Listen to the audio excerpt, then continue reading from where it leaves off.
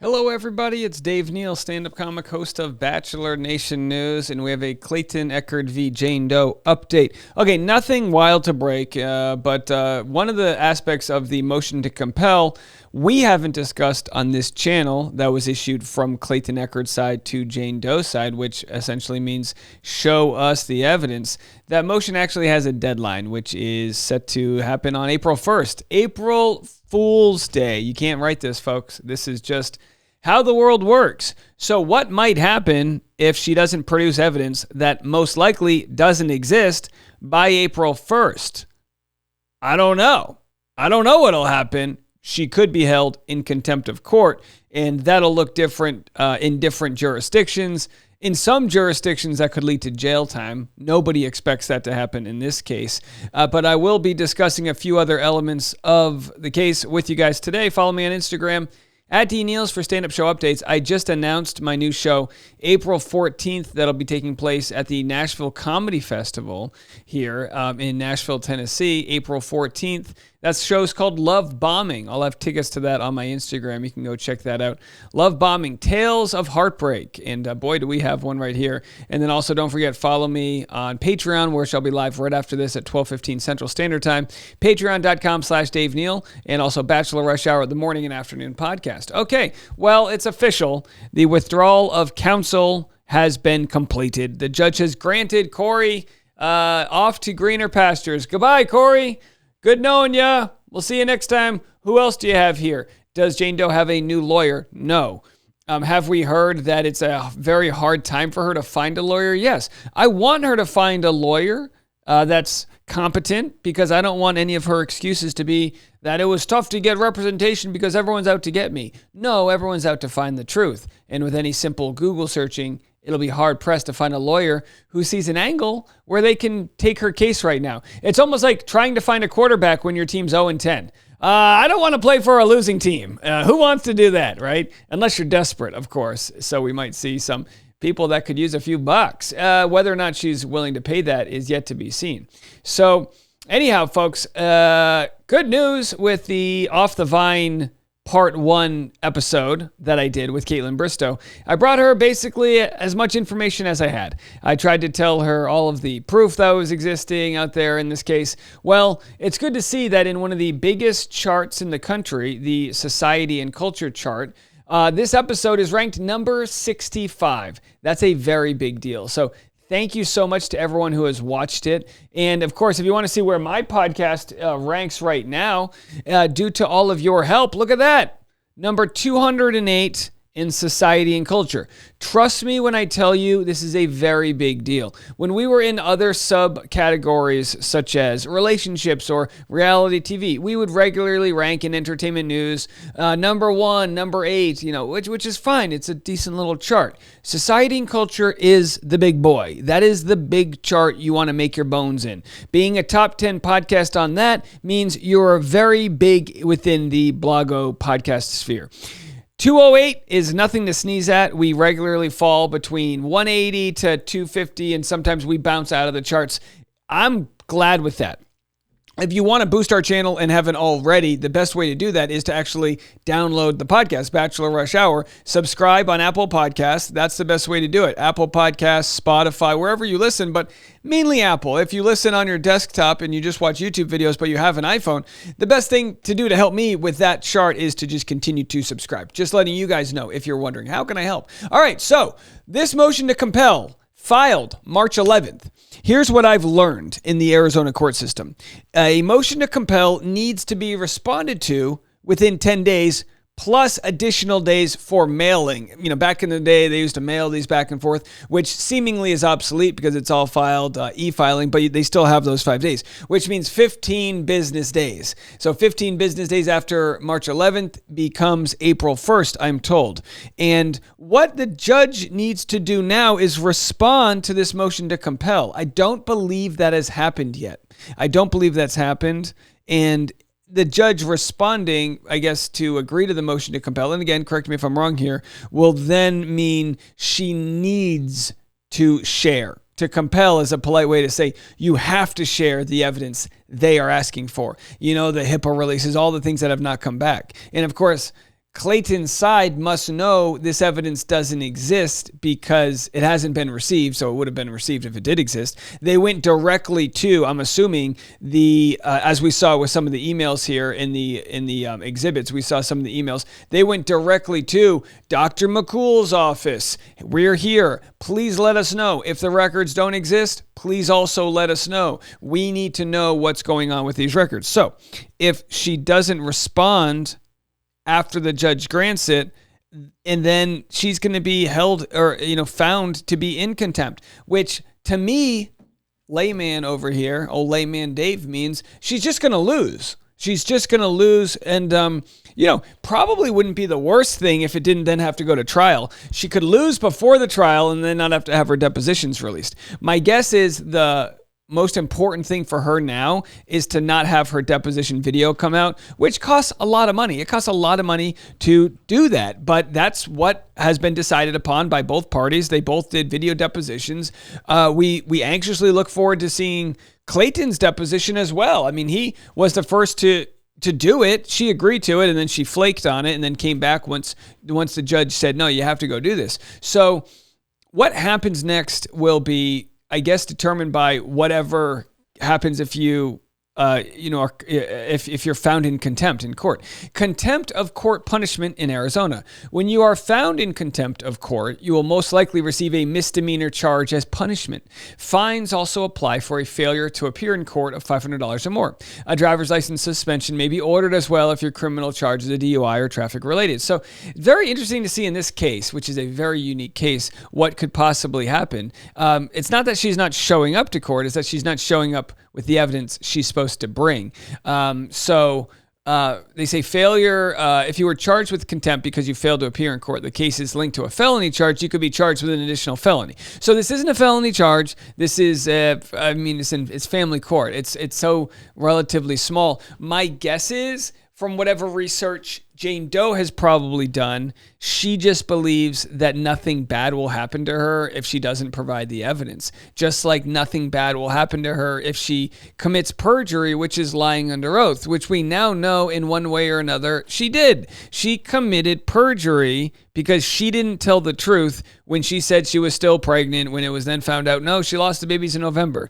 Not only in that case, but in my case. I mean, how many different cases exist that you now have to look backwards and go, well, because she lied about these things and now admits to knowing that as early November, again, knowing that she had a miscarriage, which we believe never existed because she never credibly tested positive for having a baby in any sort of medical way other than HCG tests from months earlier. So we then go look and say, well, shouldn't this, first of all, expunge Clayton? It should wipe his record clean for whatever restraining order she has against him and all of the other things, but also mine. Now, she dismissed her case against me, which is the right thing to do, but at the same time, what about all the effort that goes into, we had to contact the district attorney because she claimed that they were investigating me, the FBI was investigating me, all these different things. Can you just make these threats and then pull the cord at the last second? I mean, if you could do this, you can literally bully anybody. I'm going to take you to court. See you there. The night before, I'm going to dismiss the charges, you son of a gun. Where's the recourse? Where's the penalty? Where's the consequence? And maybe she just sees that there is none. Something very interesting. And again, this is like a buffet of small stories out there. So we've got the new victim. And again, he's not new. He's the oldest, who claims that she claimed to be pregnant back in 2014. He wants nothing to do with talking. We've kind of poked and prodded around and asked a few people. We know who he is. He was a former athlete that was relatively well known. And as much as I would like to talk about his story, if he is in fact a victim of her fake paternity scheme, it's really up to him to decide if he wants to talk or not. Which, it's like, I can encourage him, just like others have. What we do know, which is interesting, is some people have kicked the tires, and I don't know if you want to call this a fishing expedition, but they've contacted him, and legally speaking, people have responded saying, enough is enough. Leave this guy alone. And if the roles were reversed, genders were reversed, and the victim was a female who didn't want to speak, you kind of have to respect that. You respect that a victim doesn't want to have to speak, but you might also say, well, What a privileged place to not have to speak. You know, you move on with your life. You don't want to deal with it. I get it. But what a privileged place indeed that you don't want to be a part of a coalition of men that have come together trying to end the insanity. What will it take? Does someone have to lose their house because she sues them and wins because there isn't a stockpile of evidence already lined up? Maybe the guy says, you know what? She's already been exposed and caught. I don't need to be a part of this celebrity entertainment news. I get that. I wouldn't, if I were him, want to be a part of it either, except that conscious part comes in, right? Where you go, you know, I've had people go, oh, why is Dave covering this? You know what? He's only in it for himself. Sure. But then you do have to look yourself in the mirror at the end of the day and go, am I going to blindly have like a survivor bias here, where bystander syndrome, where I'm just going to watch something bad happen, expecting someone else to foot the bill, expecting someone else to stop it, and then no one else does because they expect someone else to stop it, right? So it can go back and forth and back and forth. Well, I mean, some of the comments we've received, and by the way, I'm so grateful for all of you guys for commenting the way you have on this Caitlin Bristow interview. Part 2 drops tomorrow.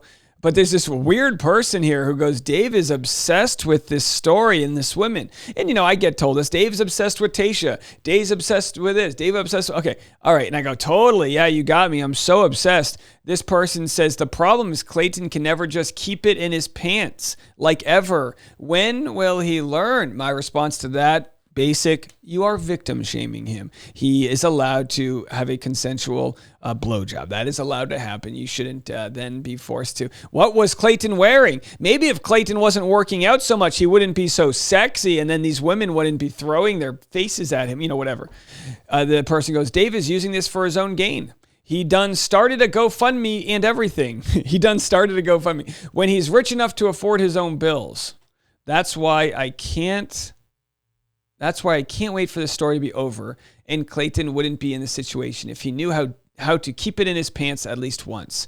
That's how he got into this mess on his season. And then my response was, the only GoFundMe I started was to raise money for Clayton's legal fees. A fan started a GoFundMe for my legal fees. If you'd like, I'll start a GoFundMe for reading comprehension classes for you. I mean, wouldn't that be nice? We could give reading comprehension classes to people out there. So this is what's going to happen. You keep covering the story, and it's like, look, I've got unlimited bandwidth to pull as many stories out of my ass as I want. Here's a story. There's a story. Look under your chair. There's another. I will do this as much as I want. If there is a bigger news story to cover, maybe I won't be covering this as much. Although I do have my pet pieces. There's always a story I like to, Hannah Brown redecorated her closet. Wow, let's cover it. There's stories that I just find interesting and funny for me, even though I know they're not going to make diddly squat. This case isn't that profitable. Like some people think. This isn't, buy everybody a new pair, whatever. That's not what this is. This is passion towards an injustice, which so many people follow, and so many people want the updates. And now, unless anything else happens, we won't have an update until April 1st. That'll be the next update, whether or not she responds. One more quick thing, though. Posted on the Clayton's Justice page, Seeking Justice for Clayton Echard on Twitter or X. This is what they posted, which is very interesting. I wonder if Jane Doe's sister knows that she's a partner in Jane Doe's new financial company. So there's a new company that she's making. People have been following the different LLCs that are going around, wondering how she's got money for this. And it turns out that Jane Doe's sister is not listed on the LLC filing, but she is used in the, About Us page of this new company that exists out there. I am all about Jane Doe continuing to go live her life and do whatever she needs to do to make her money. I am in no way stopping her from that. It's why I don't say her name. It's why I don't kind of get in the way of her other business that's outside of this legal sort of thing we have going on here. With that said, I continue to wonder why Jane Doe's sister hasn't wanted to get ahead of this story. We've reported Jane Doe sharing video of her dad rubbing her pregnant belly, which we know to be from Jane Doe's sister. What level of offensiveness is it going to take for Jane Doe's sister to want to come out? And I say that as Jane Doe's sister possibly being a victim here. So I'm not putting pressure on her in any sort of way other than I am shocked and befuddled that we haven't received DMs from a big sister who's ready to say, you know what? Cut the effing shit. Enough is enough. We're done with this. Maybe she thinks, we're handling it okay. Maybe she's completely detached. And if she has completely detached, why is she listed as a business partner for Jane Doe? All these questions I don't have answers to, but they are quite interesting to me. Quite interesting indeed. My guess is, if I had to guess, Jane Doe's sister and Jane Doe's mother will both be subpoenaed for the June 10th court date. Whether they respond or not is a different story, but my guess is they'll be subpoenaed because Jane Doe has now entered them into the mud pit here in saying that they received photos of these alleged miscarriages months ago. We'll have to see how that all plays out. I'm guessing there will be a little bit of a quiet lull in the next week or two, but whenever things truthfully do get quiet, we receive new bombshell information. You'll catch me tomorrow on Caitlin Bristow's podcast, part 2 of our conversation. And for all new updates, as you know, I'll have them on the afternoon Bachelor Rush Hour podcast. I'll be live right after this on Patreon. If you want to work with Dave, that's at 12:15 Central Standard Time right now, patreon.com/Dave Neal. We'll see you there.